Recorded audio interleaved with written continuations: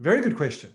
So how would you know if you're emotionally healed? So there's a couple of parts to the healing process. There's 4 parts to the healing process. I'll mute you up and I'll put them on the board here. I wasn't going to share this tonight, but I think I'll share it because it's so relevant to this topic. So let's have a look at this. The 4 parts of the healing process. The first step is that we must recognize it. And I've just spent time talking about recognizing the issues that we've got in life. So number 1 is to recognize.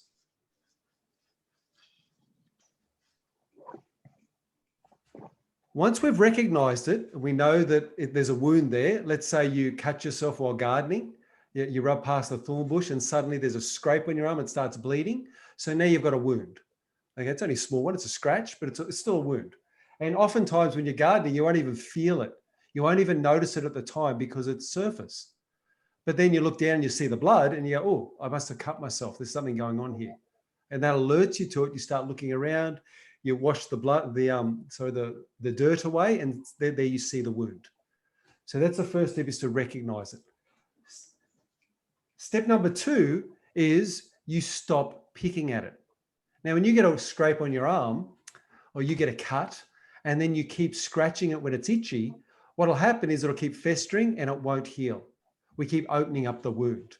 And that's what a lot of people do when they revisit the memory of the emotional situation they've gone through.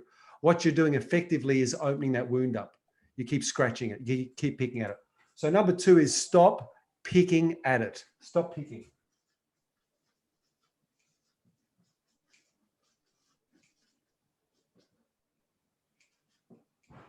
So number 3, once we've stopped picking at it, the next one is forgiveness. That's step number 3, is forgiveness.